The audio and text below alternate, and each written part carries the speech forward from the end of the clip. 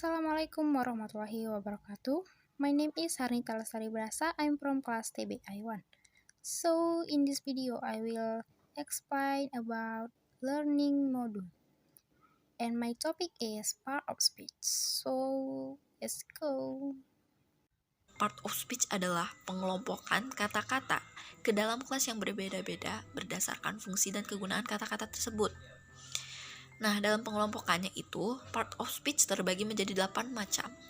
Yang pertama itu ada noun, kedua pronoun, ketiga verb, keempat adjective, kelima adverb, keenam preposition, ketujuh conjunction, kedelapan interjection. Nah, yang pertama yang akan saya bahas adalah noun.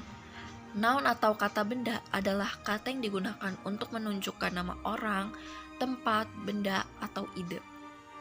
Nah, noun ini dapat berfungsi sebagai subjek ataupun objek. Untuk contohnya sendiri, yang pertama itu adalah Elsa. Elsa ini menunjukkan nama orang ya. Kedua, table. Ketiga, car. Keempat, wisdom. Kelima, happiness. Sebenarnya noun ini terbagi lagi menjadi beberapa macam. Nah, contohnya itu Elsa ini termasuk ke dalam proper noun. Gitu loh. Ada macam-macamnya. Kayak wisdom itu sama happiness masuk ke abstract noun gitu. Nah, contoh kalimatnya itu yang pertama adalah I read a novel yesterday. Nah, novel di sini sebagai kata benda yang berfungsi sebagai objek. Dan contoh yang kedua adalah red is the elegant color. Red di sini sebagai kata benda yang berfungsi sebagai subjek. Dan contoh yang ketiga adalah the student brought some book. Nah, untuk contoh yang ketiga ini dia punya dua kata benda. Yang pertama itu the student dan yang kedua adalah book.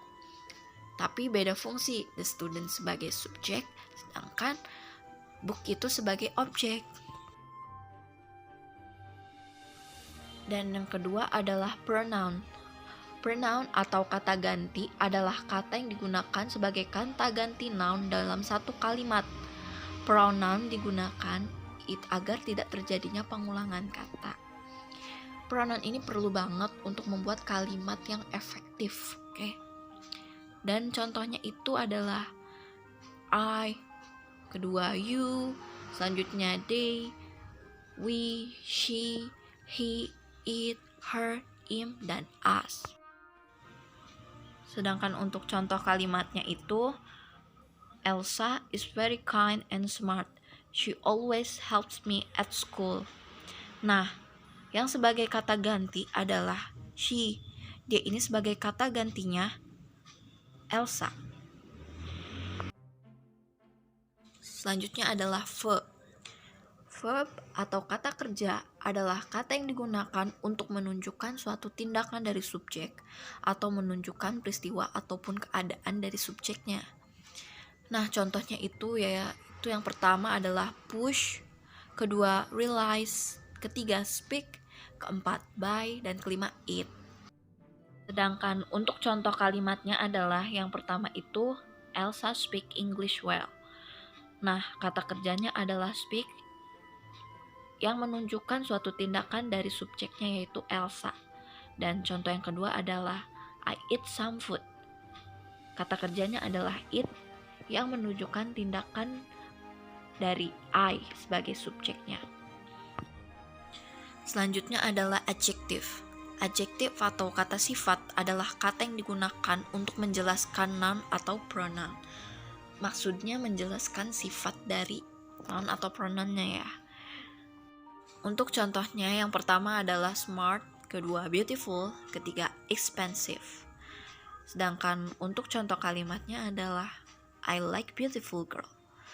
Beautiful di sini sebagai kata sifat yang menjelaskan subjeknya ya, bahwa dia cantik.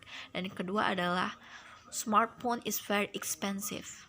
Kata sifatnya adalah expensive. Selanjutnya adalah adverb. Adverb atau kata keterangan adalah kata yang digunakan untuk menerangkan verb, adjektif, atau adverb lainnya. Sedangkan untuk contohnya yang pertama adalah quickly, kedua today, ketiga always, keempat beautifully, kelima really. Nah, untuk contoh kalimatnya yang pertama itu adalah I recovered quickly. Yang sebagai kata keterangan adalah quickly. Sedangkan contoh yang kedua adalah she speak really fast. Really di sini sebagai kata keterangannya. Selanjutnya adalah preposition. Preposition atau kata depan adalah kata yang dapat menunjukkan arah, tempat, dan sebagainya. Biasanya preposition itu berada di sebelum noun atau pronoun. Nah, untuk contohnya itu adalah yang pertama from, kedua of, ketiga on, keempat with, kelima behind, dan sebagainya. Sedangkan untuk contoh kalimatnya adalah she comes from Indonesia. From di sini sebagai preposition. Nah, kita lihat dia berada di sebelum kata benda. Dan yang kedua adalah the book is on the table. Nah, yang prepositionnya adalah on.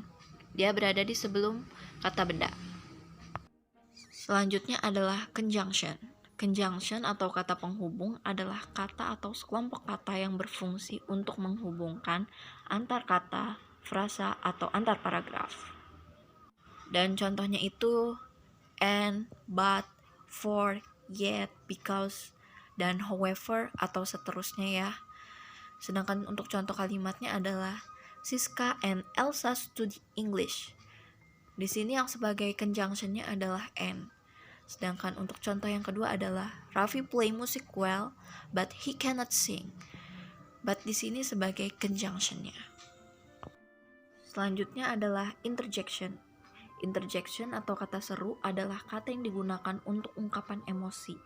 Dan biasanya itu interjection ini sangat singkat. Contohnya itu seperti sorry, wow, oh my god. Nah, sedangkan untuk contoh kalimatnya adalah oh my god, are you okay? Atau wow, you are a strong and powerful girl. Oke, makasih udah nonton video ini. Jangan lupa subscribe ya.